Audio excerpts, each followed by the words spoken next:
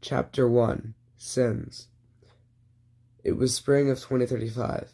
The sun was shining so bright it was as if the whole planet would be engulfed with flames. Children played with their water guns in the sunlight. It was spring, but felt like summer.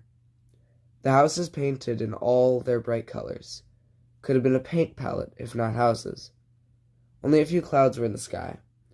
My name is Cole, spelled with a K because I'm that one kid that has a weird spelled name. My school's alright, but I have absolutely no friends. Today was the last day of spring break before I have to go back to Prestige High School, a school that protects the academically gifted. I was given the amazing gift of being bilingual. I speak English and French. My friends say it's a talent, but I think it's because I was born in France. It's about 3 p.m. and I was getting ready to go back to school tomorrow. I decided to call my friend Camille for a bit. I walked over to the mirror. "Hey baby, want to go to the dance?" "No," I would say. "Let's go get something to eat after school tomorrow."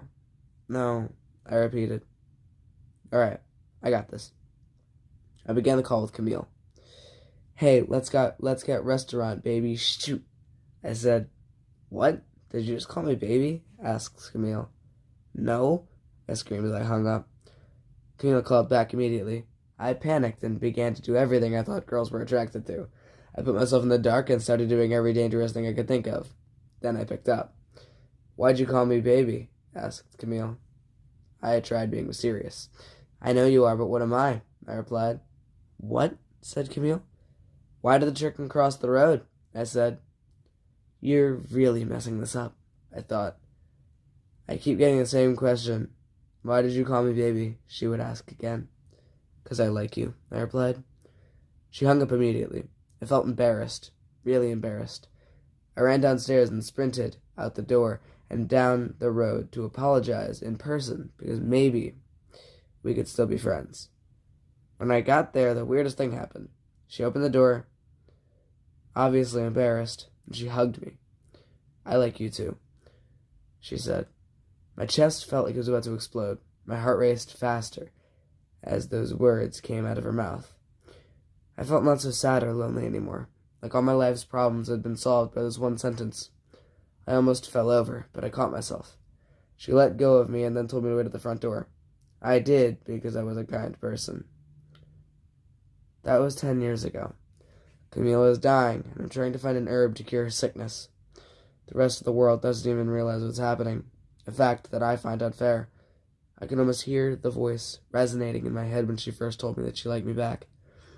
Now the world's divided into 4 sections: demons, fairies, elves, and humans. I'm what's known as a crossbreed. My father is the current fairy king, and I'm the current fairy prince. Some fairies don't believe that I should be a fairy prince because I'm half demon, the enemies of the entire fairy ancestry. Camille is a human. She doesn't like that she stayed normal while I found out that I was a prince of a legendary mythological species. Each race has their ups and downs. Humans are just normal. Fairies can fly but get weakened in the rain. Elves are amazing swordsmen but weak to flames. And demons are insanely powerful but cannot control their own rage. I hate being the fairy prince. All the things I have to take care of. That's not to mention every fairy in the section wanting to be the princess.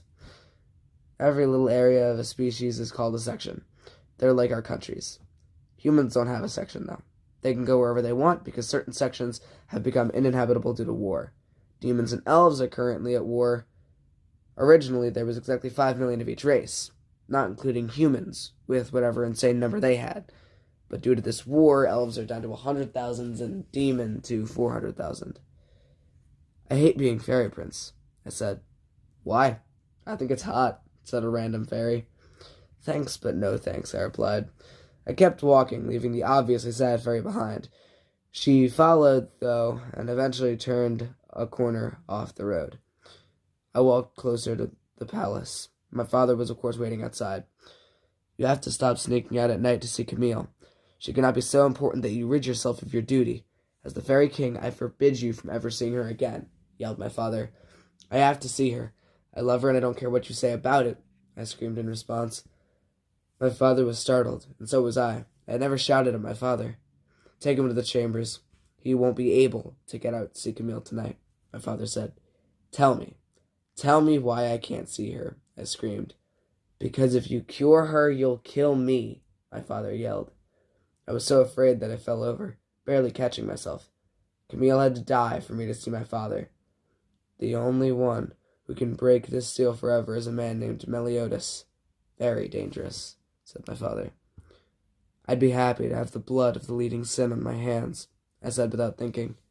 My father looked into the sky with a remembering look. Suspicion filled his gaze. I wondered to myself what might happen if I actually killed the leading sin. Before you get to Meliodas, you'll have to beat me in a fight. To the knockout, my father said sternly. You? You're the Fairy King. How can I beat you? I exclaimed. He looked at my wrist, the spiral symbol I'd had ever since I was born. It never went away. Sometimes the symbol moved, and every time I got amnesia. My father began to fly into the sky and flew down at me with lightning speed. I blocked and then punched him back into the air. He stayed up there now. I began to fly and matched his height. This time I flew toward him and began an attack. I hit him 6 times before I heard something I had never heard before. Spirit Spear Chastiful, my father screamed. A spear ran through my chest. I blacked out. I woke to blood all over my chest, but not mine. I thought I told you not to use chastiful on kids, a raspy voice said. This man was tall, and obviously wasn't a fairy. His glare seemed ruthless, but forgiving. His hands split open. Pink eyes, with a red jacket and white hair. King, I'll fight you, said the raspy voice. King? I barely uttered. Yes, King, the voice said. My father's name is Harlequin, I responded. Bon, I thought you might arrive, said father. My entire body shuddered. Bon of the 7 deadly sins. Chapter 2. The Battle Among Sins. The battle began between Bon and father. Though it didn't last long, Bon pulled out 3-headed nunchucks, and the Spirit Spear went forward. Bon hit Spirit Spear with his weapon, causing the wind to fly me across the field. The fairy defense came out of the palace. Stop, Bon. You're being put into custody for stealing weapons from the armory of sins, they said. I told you it's mine, Bon responded. It can't be. Bon has been dead for a long time, they shouted. I think he's real, I shouted. Everybody on the field stared in awe, almost as if I had changed in some way. Then I realized father stood in front of Bon. A golden glow circled around him, and a huge version of Chastiful was behind him. He had a serious look on his face. I won't let you hurt Bon, father shouted. I ran away, as far as I could. I'd only seen him do that once in my life, and it was when my mother died. She was murdered by the grisly son of Sloth. I will never forgive him. She was slashed by so many blades. I kept running, motivated by the thought of avenging my mother. I ran so far that I found myself at the barrier, the edge of elf territory. Sorry for this being such a quick chapter. Like I said, this is a quick version. Chapter 3. Elven Battle. I stepped onto the ground of elves for the 2nd time in my entire life. My home used to be here, my only memory of my mother. She was outside, while I was crying inside. I watched as she was thrown around by some man. I don't know quite who it was, but the man beating her was a shirtless man with nothing but armor that didn't look quite like armor. It looked like a blue and yellow jacket.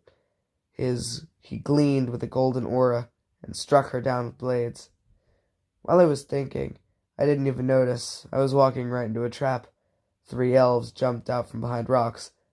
You can't be here, one elf shouted. Since the seal broke, we've been under a full lockdown of the elven territory, said another. I looked around. Nothing but open space was around me. I ran towards the first elf.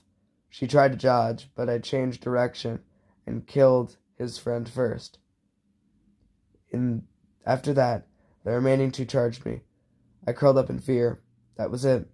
At that moment I should have died, but I heard something weird. Perfect cube, said a voice. The elves hit the cube and stumbled backwards, then ran away. I looked around. There was a cool-looking sphere in the rock, but I decided not to pick it up. Find my daughter with the demon king Meliodas. Save her from his grasp, said the voice. I couldn't pair the voice with any of my surroundings, so I just kept walking. and I eventually made it to the Demon King's lair.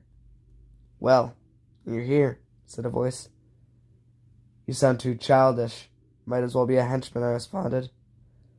"Well, maybe if you see me you'll change your mind," said the man. Out of the shadows walked a figure covered in a purple glowing substance, his blond hair with one spiral mark above his eye. My spiral mark. He lunged forward, and his sword came through my chest. I was shot upwards and thrown back down to the ground. I tried to get up, but was paralyzed by some woman standing behind. Demon King Meliodas. He had kept slashing. One after another, the blows kept coming. Then it all went black, and I awoke in a world of green crystals. Chapter 4. Remember Your Past. When I awoke with the green crystals, I was initially afraid. I saw barely any people, but one. "Have you seen Bon? He was supposed to come visit me," the little girl said. "Sorry, I'm sick." "Bon? Yeah, he protected me so I didn't die," I responded. "Sounds like Bon," said the girl excitedly. "Why are you so excited about him? Matter of fact, who are you?" I asked. "Sorry, we haven't been properly introduced. I'm Elaine," she responded. "Elaine? My aunt? Really?" I spoke with a tone that sounded stupid. "You're Cole? Oh, how long I've waited to see you," said the child when she gave me a hug. I hugged back, but was severely confused. "My aunt that died years ago is here in the afterlife waiting for me. I'll show you a full story of your life, but you cannot feel anger towards it, because when you are done, you will be in a village called Weisel," she said. And all of a sudden I was taken to a place where my mom died. I didn't want this anymore. I felt grief and sorrow, drowned in the feeling of dread. I walked along the road and found my mother. I wasn't in my body. I was a child who was made to watch. I was Camille. I called out to my mother but couldn't speak, frozen with fear. Then I saw my father. My father flew out of the sky, a golden chastiful beside him, and stabbed it through my mother. I was paralyzed at the thought of my father killing her with his bare hands, his spear stuck through her chest, her body laying numb and loose. I always thought there would be some kind of remorse when I found out who killed my mother, but not this time. Camille kept this from me, along with my father. Both had played equally. I felt enraged. My mark on my wrist glowed bright shades of purple and black. I felt empowered, like I could take on an army. As I walked through elf territory, nobody questioned me or fought. They all just stared like this was a rare time of their lives. Each step I took, I felt weaker, so I decided to fly. I flew all the way back to the fairy kingdom and demolished the castle, my father being one of the men inside. I then flew into Camille's house, put my hand in my pocket, and pulled out a small pocket knife I had had since I was a kid. "Sacred treasure Cerberus." I spoke softly as to not awaken Camille, as the pocket knife grew into a full sword. I slowly raised the blade high above my head and struck it down into Camille's torso. Her body lay dormant, like a demonic presence with no host to possess. I felt no remorse for my actions, entirely justified. "I love you, Camille," I uttered with realization. I now had realized what I had done. The love of my life dead to my hand. My symbol burned even brighter now. Felt as if I could destroy dimensions with my bare hands. The mark finally went away as pure fear struck me. I was no longer in control. Chapter 5. Demonic Blood. I sat in Camille's room for hours, waiting for her mother to come in and scream in terror. I waited for my punishment. It never came. I waited for death, wished it among all the stars. It never came. I asked for punishment from the Demon King. It never came. "Please, Demon King, kill me, and don't bring me back. I felt your presence when I came from the next world over." "But why?" I asked.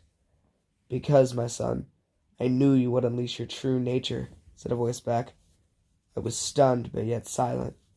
The voice echoed, and it felt like the floor shook. I watched for anybody else's reaction, but there was none. I slowly walked out of Camille's house, to get back to the Demon King. As I walked, I encountered fairy guards with swords drawn and shields ready for battle. I quickly jumped forward and slammed my sword into one of the guards' chests. Another guard ran forward and began to fly at me. That doesn't make sense. I dodged. When the guard came back around, I put up my hand, hoping it would work, and concentrated. My hand began to burn and color filled my vision. My mark had spread all the way up my arm, moving to protect me from the blow. The guard's blade snapped on contact, and the guard flew back almost immediately. I began to feel powerful again, and my mark grew.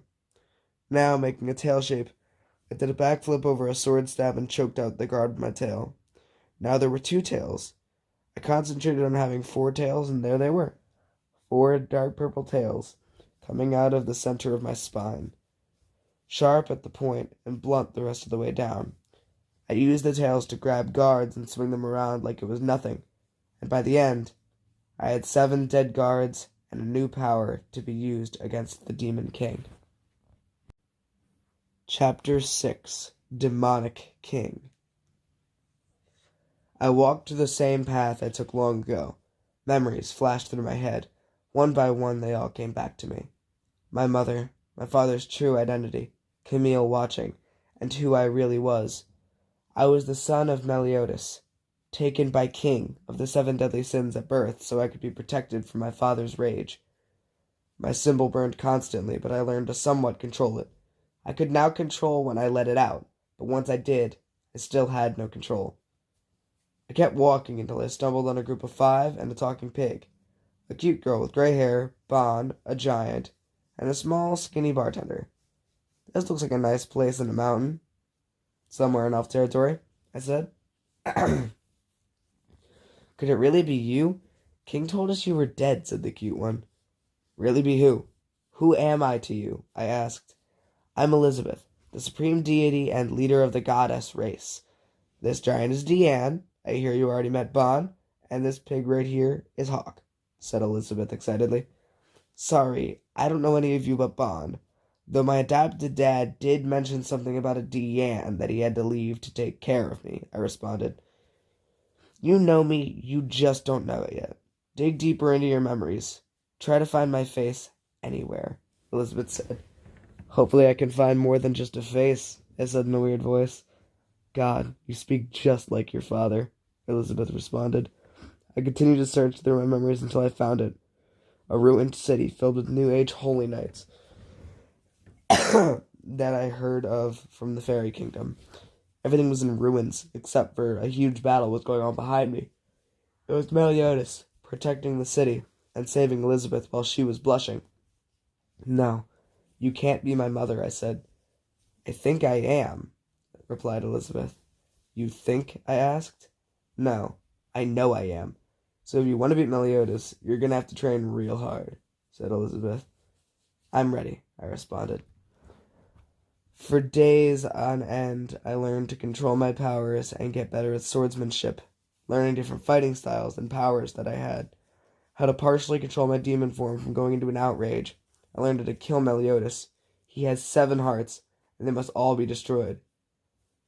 He won't ever really die, though, said Elizabeth. He has a curse placed upon him. A curse? By who? I asked. It was done by his father, the previous Demon King, Elizabeth said to me. Man, he sounds like a real jerk, I responded. Kinda reminds me of King. Hey, don't talk about King like that, the giant Deanne yelled. I walked to the guy in the back of the bar. Hello, I said. Oh, hi, welcome to my sweet gluttony, said the man. I was tired, and it was almost sunrise. So I ignored the man and walked back, tried to get some sleep. I woke up in about 15 minutes.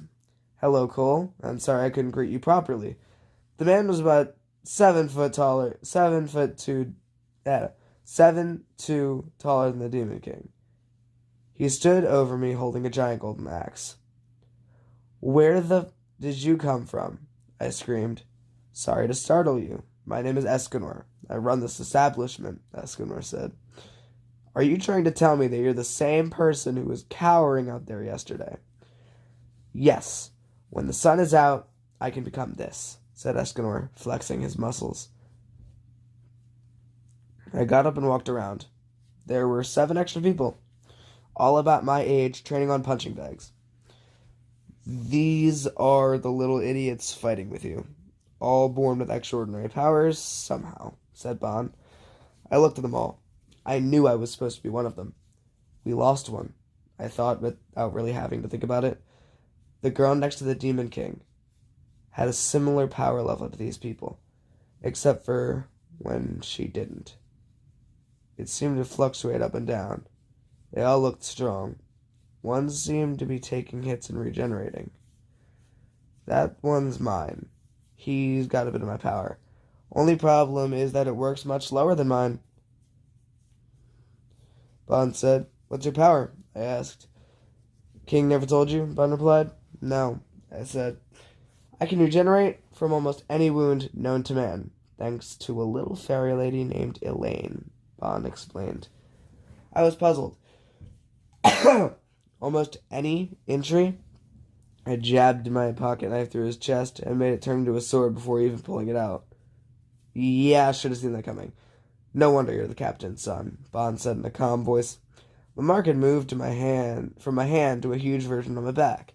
I wondered what it would be like if I really tried. I went to go train with the other people, though. Hello, my name's Aya. I'm Bon's daughter, said one of them. I'm Cole, I responded. You're cute, said Aya, giving me a kiss on the cheek. Thank you, but I already have a... Never mind. I mumbled. I walked away to an open punching bag. The one next to me was open too. It had a big M on the front, as if reserved for somebody. I paced in circles around my punching bag and hit it constantly until my arms got tired. I had caused dents in the punching bag permanently, and the air of my punches was making the room shake. Everybody looked at me in awe. On second thought, you might not need training, said Elizabeth. I think he still does, said Bon. As captain of Scrap's disposal, I decree that, said the pig before he was kicked out the door.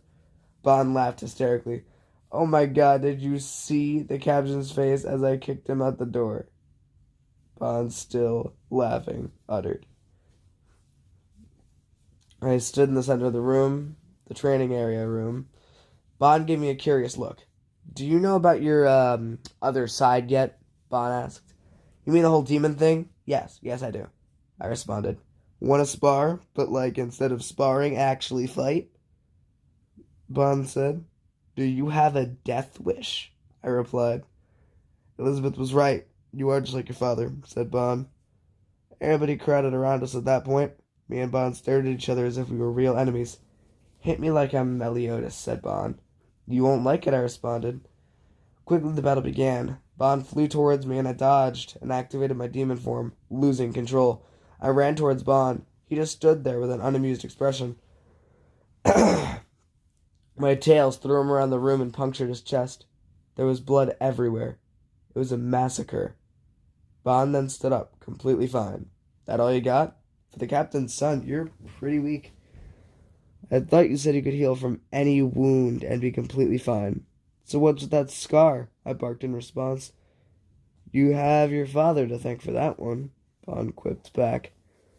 I tried to play it cool and not go all out, so I kept throwing and stabbing him. I had only gone all out once in my entire life. As a child, when I was first separated from my dad. Only remembering going berserk when I was given my memories back by Elaine. While I was thinking, Bon got the upper hand. He was now beating me mercilessly into the ground. I racked my brain for ideas on how to get out of the situation. The only one I could think of was a low blow, but it worked. What will Elaine think when she finds out you almost killed her adopted nephew? I asked. Bon froze instantly. He seemed angry but prideful.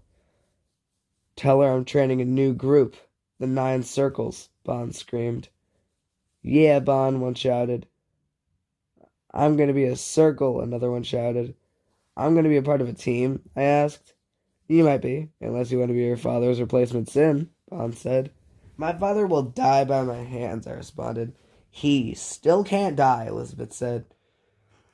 I had spent last night thinking of ways to kill him, and I thought of nothing, but I still trained to fight. A few nights later, I got up in the middle of the night, and I left the bar. I was sad. I wanted to stay, be part of a group, but if I lost control, I would put them all in danger. I didn't even leave the bar yet. I was only outside the door when I began to feel something building up inside me. The feeling of pure loneliness of my life. The people that cared about me that I killed. King was the only one who honestly cared. King and Camille. Yet I killed them without mercy. I broke down in front of the bar and cried. All night long I stayed there crying. And in the morning I was still crying when Aya found me. Why are you crying? Please tell me, Aya said. I was going to leave in the middle of the night, but you guys were the only people who still cared about me. You know that's not true. People love you, Aya said. Sure, name one person in this whole rude world who really, truly loves me, I said. Me, Aya responded. Chapter 7. The Gift from the Next World. With those words of encouragement, I decided to go on this journey with a little backup. I brought the 8 circles. Thank you for not making a big deal about earlier to Bon. I appreciate it, said Aya. I only didn't make a big deal because I didn't care, I responded. Rude, said Aya. I know girls like that. I had this one named said Bon, getting cut off. Why are you here, Dad? Screamed Aya, blushing. Well, I gotta make sure you don't do anything weird on this trip, Bon barely managed to say without hiding a smirk. Weird? Aya screamed. She was blushing more and more. She also seemed to get closer to me and farther from Bon. I noticed she crossed her legs and put her hands over her chest, reminding me more and more of your mother. Cole, you're never going to get rid of her, Bon said. But Cole, I'm being serious. No funny business. If you're anything like your dad, that's all that'll be on your mind, Bon continued. It's not all that fills my mind. A few extra thoughts about your wife every once in a while, too, I responded. Wait, does that mean you actually like me? I said with excitement. I will kill you, I responded. I remember that line, Bon said. Of course you do. Wait, that was your line? I asked. Yeah, I said that to the Jericho girl, Bon replied. Stop ignoring me, Aya shouted. We advanced forward with minimal talking until we were deep in elf territory. I had some close calls with Aya over the course of the trip. Let's just say she wanted to know me better. We continued to walk until elf guards stopped us because we were known criminals. Well, at least I was. The guards walked forward with a sarcastic motion. We knew y'all were criminals, but children, said one of the guards. All 3 ran towards Bond. He pushed them back. Then they ran at me. I forced my mark to burn. The tails pushed out of my back. I blocked and threw 2 of them straight through the wall. I slowly approached the final guard. Well, it seems to me that a bunch of kids overpowered your guards, I said. Please, I have a family, said the guard. So did I responded. I slowly let my tails rip him apart, limb by limb, until he looked like a food item more than a guard. Then an army appeared behind him. Backup was called, and backup was here, said the main guard. That's backup? Asked Aya. Yeah, said one of the guards in the back. Don't worry, I got this, guys, said Aya. I let her walk forward and kind of hoped she didn't have this. She began to float, her hair raised into the sky. The army seemed to lose weight the more focus Aya had. Once Aya was fully focused, the entire army lifted off the ground. Aya then flew around faster than I could see. She was flying through the army and knocking them out left and right. I watched in awe. Maybe she wasn't so bad after all. Then she fell. I jumped high into the sky and flew through the army, stabbing and finishing off all the guards that Aya failed to finish. Quite the bloodthirsty pair you 2 are, said the head guard. He was slowly bleeding out. I walked over to him as he cowered up in a corner. You want to see bloodthirsty? I started to lose control. Oh, you want to see bloodthirsty? I said. Cole, knock it off, I said. I ignored her and continued to get closer to him. You want to see me get bloodthirsty? I yelled. Cole, stop it. You're scaring me, I said. I didn't stop. I began to stick my pocket knife into him. I made sure it wasn't lethal, then lifted him up and extended it into a sword. It stuck him on a wall.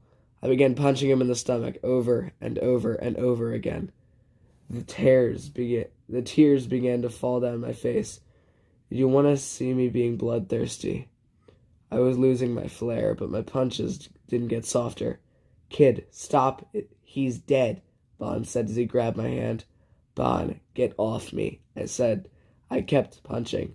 My hand was covered in gourds of blood. My knuckles even started to hurt. Kid, he's dead, Bond yelled at me. Look around at what you've done. You've killed them all. God, even my little girl's afraid of you, Bond said. I took his advice and did a 360. He was right. Aya was hiding behind Bond. Aya, I'm sorry. I don't need to apologize to you, I said as I ran off. Tears started flowing even faster. Kid, Bond yelled. Wait, Cole, Aya yelled as she chased after me.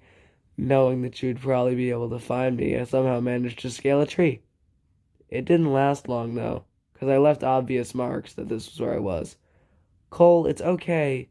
You can come down now. You're right. I didn't have any right to be scared of you. She said up to me in the tree. I decided to come back down. When I landed, she planted a kiss right on my cheek. This time I decided to return. Sadly, Bond came to find us at the right moment. Hey, what did I say about that kind of stuff, guys? I mean, it's better than the alternative, but still not okay, Bond said. I mean, come on, Aya, why would you give in to this craziness? Dad, it was all me, Aya said in my defense. From that point on, we stayed closer together and started holding hands. As we went closer to the camp that the others set up, me and Aya began to talk. Hey, Cole, should we keep this a secret from the others? Aya asked me. What? I asked. You know, us, me and you, our relationship, Aya implied. Wait, we're dating? I asked sarcastically. It seemed as if Aya didn't understand. My God, Cole, are you kidding? Aya asked me. Yes, I was kidding. I don't think we should hide this. Hey, Aya, do you wanna, I mumbled. Okay, whatever you say. And yes, I do want to spend the night in your tent, she said, beginning to blush a little bit. Wait, no, actually, I don't care, said Bond. Me and Aya spent the night in my tent. Bond kept checking on us, surprised that we weren't doing anything more than cuddles. Aya was finally quite happy that I had given her interest. It was now morning. Bond enjoyed cooking breakfast, messed that up. Bond was cooking breakfast, and I tried to act like holding Aya's hand all last night was normal. I enjoyed last night, so don't die on me, Aya said, surprisingly seriously.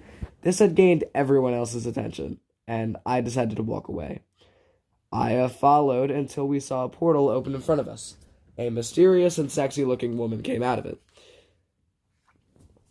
My, you don't look nearly as powerful as your brother, nor as your father described you, the woman said with a thick British accent. My brother? I asked. I can't give any details. Where's the fun in that? She said. Then she took Aya through the portal, snapped her fingers, and she was gone like the wind. A lot of cursing words. Bond, some mysterious, sexy-looking woman with minimal clothing stole your daughter, Cole yelled. What the are you talking about, kid? Bond yelled as he ran to me looking for Aya. He didn't give me time to explain before he grabbed me by the throat and hung me from a tree. I thought she would be safe with you, kid. I thought you would be able to protect her. I thought she would make it unlike her sister, Bond yelled as he began to cry. I began to cry, but it didn't feel normal. My tears were filled with rage. All the flowers around me began to wilt, and the leaves fell off the trees. The tree crumbled over, and the grass dried out. I turned the forest into a desolate wasteland. It seemed even Bond couldn't resist the energy. A part of his hand had begun to decay, but not completely. His arm now seemed to have a permanent crack. I cried. I knew what my power was. My power was meant for the death of others. Kid, I've felt that energy somewhere before, Bond said. You have? Where? I asked. Yeah, one day I got curious about Meliodas' sword, so I tried to remove it from its sheath. Your father did that for me, but I could see it when he hit me with it. That's where I got my scar. Bond replied. When my father left me, he left me with one thing, I said. A little amount of his energy transferred by his lady or whatever, Bond said. I walked away, left the camp behind me. I was in a stage of grief they call anger. Little did I know we were going to get a lot more acquainted with them. I ran faster than I ever have before, and I eventually saw the barrier between territories. I knew what that meant immediately. Camille was still alive. I didn't have time to worry about how this would affect my relationship with either of them. I didn't have time to choose who was better. Aya! A portal opened in front of me. You're taking too long, a familiar voice said. It was Meliodas. I expected you to be coming as fast as I was coming to Elizabeth's rescue, he said in a snarky tone. Chapter 8. Bloodthirst. I charged into the portal after him, yelling, Where's Aya? Once in the realm, I walked in a circle, looking at the ruins of cities, and seeing the red blazing eyes of demons all around me. I was in an unfamiliar place, a place I saw in memory, a place foreign with time, Leona's. Walls rose up along the city, a maze formed. Do not rush. Too much rush or hesitation may kill you, Meliodas said. I began to walk through the maze. There were no traps of any sort, or death mechanisms. The goal was a center coliseum. I walked into a room with clones of Camille everywhere. I went through a chick like this in a forest one time. Like father, like son, I guess, Meliodas said. I activated my demon form and killed each and every one clone without hesitation. If they were a clone, it didn't matter. My focus was on Aya. Then I noticed that one of them looked different. It was Aya. I had hesitated for a split second, but that was a split second too long. For a second, memory occurred. A girl with bright red hair, covering one eye with a hole through her chest. Then back to Aya. I heard Meliodas choke. I was near center now. I heard screams. Please, I know he's coming for me. I know it, Aya screamed. For the record, he's coming for me, Camille said. For the record, I think you should both shut up, I yelled back. I had made it to the center now, and Meliodas was waiting there for me, right on the other side.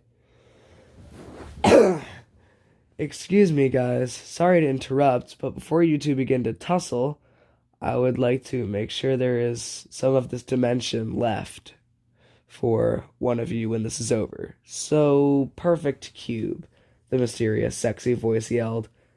Ah, yes, thank you, Merlana, Meliodas replied.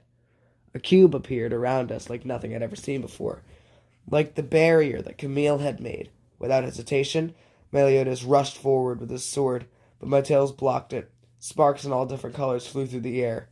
Purple, black, red, yellow, and orange.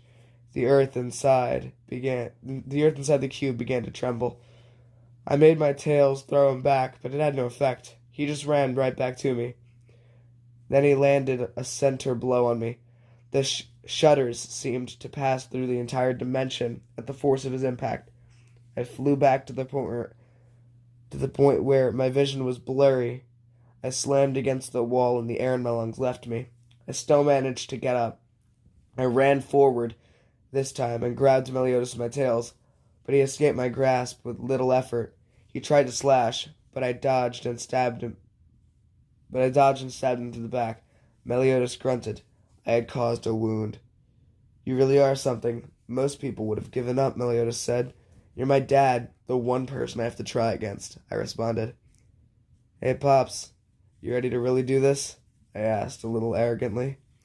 Too bad we're already here, he said, not losing an ounce of his cool. We both ran forward this time and clashed again, but were immediately pushed back. I flew to the top of the cube and rebounded right back down into Meliodas, but his sword went through my chest. I felt helpless, like my life was at its end. I fell to the ground. Looks like the student doesn't always surpass the master, Meliodas said. But I will, I uttered. Huh. It seems like you've still got an ounce of hope left in you. Merlana, bring her out, he barked. Merlana dragged Camille out from wherever she was being hidden. She was covered in blood and impaled by multiple steel rods. "It looks like the hero is going to die, just like his pitiful little girlfriend," he said while circling Camille. "I'm not going to die. You left Elizabeth. You left Bon.